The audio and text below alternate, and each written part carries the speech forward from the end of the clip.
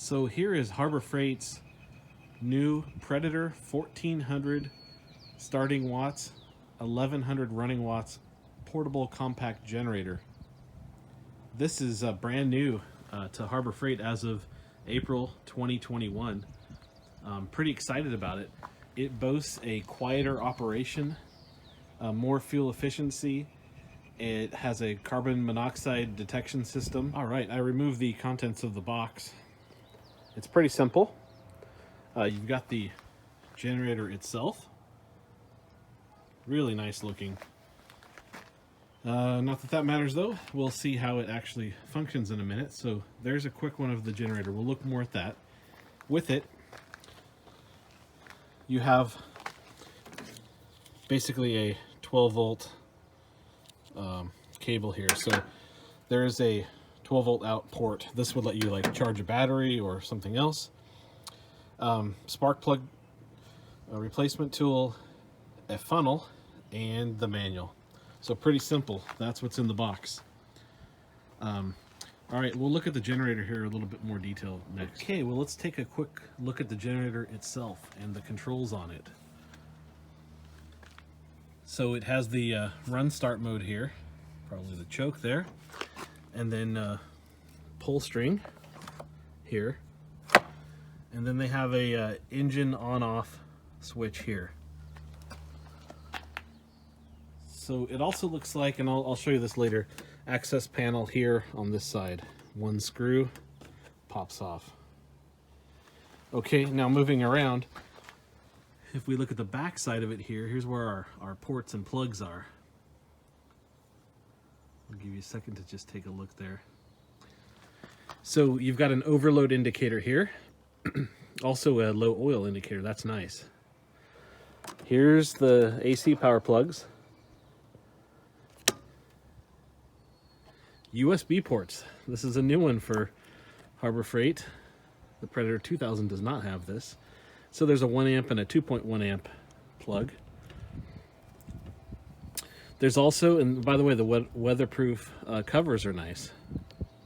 So 12 volt 5 amp output here. And I showed you the cable for that already. We've got a ground screw so you can ground it. Eco throttle, the reset button, and then it has these parallel outlets. So there is you can parallel two of these together, and there is a device that will do that for you. Okay, so that's the back side of it. And then if we flip it around, not much of interest on this side. There's some information, talks about the oil to use. Initially there's a tag reminding you to add oil, so we'll do that shortly. And I'll take a look at this. My guess is this is like a spark plug access point. Don't know that for sure. Okay, and just to finish that out, view of the top. Some other little reminders and notes here. Okay, that leaves us with the back. So here's the back of it. Nothing exciting. This is probably no big deal, but they really haven't centered up that muffler. Looks like it's all right. I'll keep an eye on the plastic here and let you know if it gets too hot. Oh, one other thing I wanted to point out. On the bottom of this, let me flip it around. There's a couple of drain hoses. And there you can see them. I'm guessing those are there to drain off any excess oil or fuel that might get spilled in there. So that's kind of a nice extra to have. Okay, well that's it for a quick look at the controls on the outside. So I just want to show you real quickly, I've unscrewed this panel and it easily just slides right out. Notice they've looked into acoustics, they've got some foam on there. And there's the oil fill section. And the picture doesn't do it justice. Maybe this will help. There's just a ton of room to get your hand in there and work. Really well thought out. Easy to get in there and get that oil added. So I'm going to go ahead and do that next. So I just thought I'd show you inside this panel, which I've already pre-loosened. very easily with a Phillips screwdriver. And then if you can look in there, you'll see the spark plug. So pretty easy to get in there and do maintenance. I just had to show you this. I kind of got a kick out of this. This is the oil fill that they give you. Look at this. It's threaded on the end of it. I'm sorry if I'm nerding out and people have already seen this, but then they put a gasket on the end and it's threaded. So it'll actually thread right into the oil fill spot there. So anyways, I thought that was pretty cool. Should make this job real easy. All right, let's see if we can get it started for the first time. I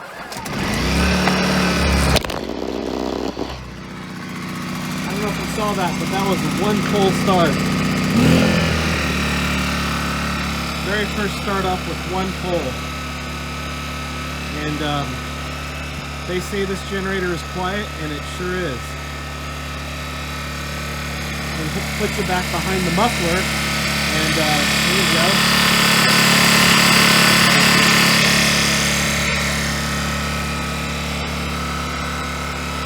Very quiet. Now let's look back here. We see that everything is good. Now let's put the eco throttle.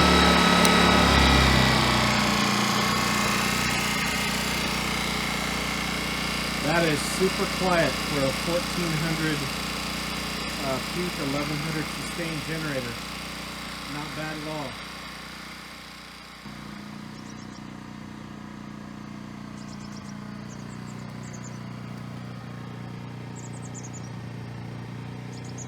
So here I am 10 feet away.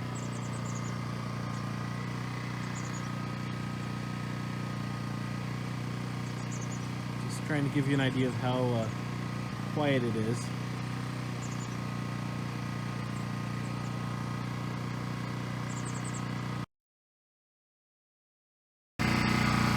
Now I'm going to go into eco mode off.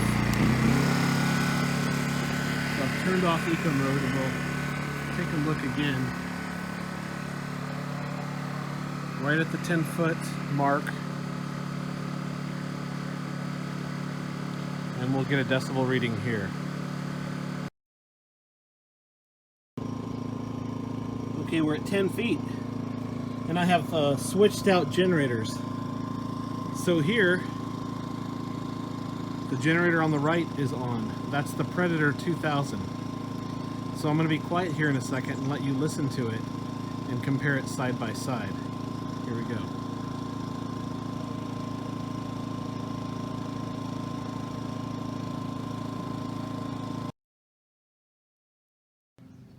So while I have these both out here, I just wanted to show you kind of a side by side physical dimension look. Predator 2000 on the left, Predator 1400 on the right.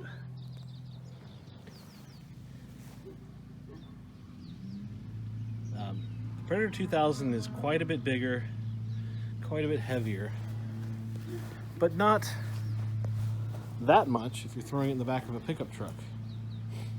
I'll get some of the weight information and share that. There's definitely a real savings in the weight of the overall unit on the 1400. And there's a physical dimensions savings as well, but not much. You can see they're about the same height. Let me see if I can get down here. Not too different. And a slightly different width. Let's look at the overall kind of length side by side. Awfully close. 1400's a little bit smaller. Almost hard to tell that. So another comparison point.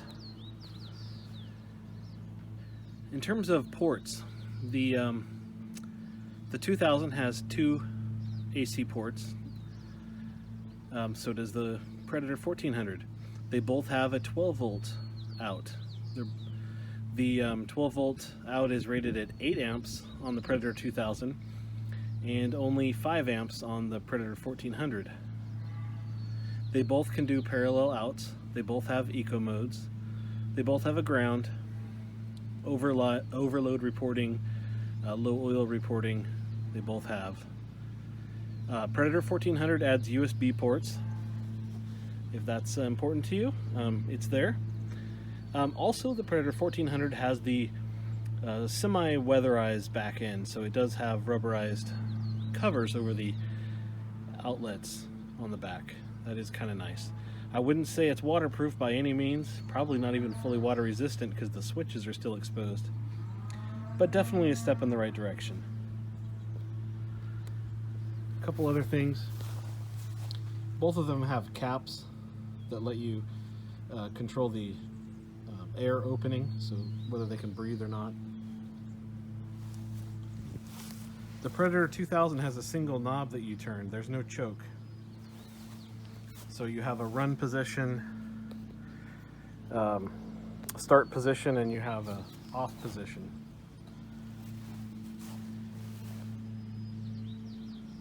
A pull string. On the other hand, the Predator 1400 essentially has a run and start, which I think is basically a choke. It is. And then you have a on-off switch on the side. You could say the Predator 2000 is a little more elegant on that, having a single knob to cover the on-off and the choke. I think that's really your preference, though. It's not a big deal. I would say that the Predator 1400 requires less tools to open. You need one screw to get to the oil, one screw to get to the spark plug. Predator 2000, you have 3 screws on this panel, and on the panel where you do the oil change, you also have 3 of the smaller screws. Not too big of a deal. So, which one to choose? I guess the choice is really in your hands. If you know the load you have, and you know it's 1100 watts or less, the Predator 1400 is a good choice. If you need, to run big power tools or something that would maybe have more like a 1600 watt running demand, then the Predator 2000 would be your choice. So you've got 1100 versus 2000 1600. So think about the load that you might have. If you have multiple generators and you just need a quick one for running around doing charging batteries, camping, the 1400 would be a great choice. Super light, easy to move, purely consumerized with the ports. Either one is a win in my book. Well, after oiling it up and fueling it up and running it for a little while, I guess it's time to share my thoughts on this. I have a lot of generators, 3 portable generators now, and several of what you would call a contractor generator or whole house generator. I would say that this Predator 1400 would be a great choice for somebody using it for camping. If they care about acoustics, if the weight of the unit matters. If you're maybe a senior citizen, maybe you just don't like lifting heavy stuff, there's a big difference between the Predator 1400 and the Predator 2000. There's a little bit of a compaction or smaller space taken by the Predator 1400. That's nice. You also have all the consumerized ports, with the weatherproofing and the USB ports. That's nice. This would be great for a very small cabin where you just have lights and fans and battery charging going on. Nice generator. At the time I purchased this, it was $430. I'd like to see this maybe down around $375. That would make it a much easier buy choice. When I bought my Predator 2000 several years ago, 3 maybe, it was $450. Now I think they're up to about $550. So if you're contrasting the pricing, $429 for this one versus a Predator at, say, current listing price of $550 or $500, so it makes it a really tough call. $100 separating the two today, $120. So if you want a one-size-fits-all portable generator that does everything, including power tools, maybe an air conditioner in a trailer, RV, then I think you got to go Predator 2000. If you're not trying to power the entire RV, camping, cabining, you're not after an air conditioner, this would work. You saw me. I started it for the first time on the camera. I had to set the camera down. One pull start. That says a lot about this. Harbor Freight did a great job. I wouldn't hesitate recommending this to anybody. So just think about the load that you have to put this under and the devices you want to connect. In a power outage, if you wanted lights, cell phone, battery charging, one refrigerator, this would do it. So it'd be good for that scenario. I'm happy with the purchase. Thanks for watching. Have a great day.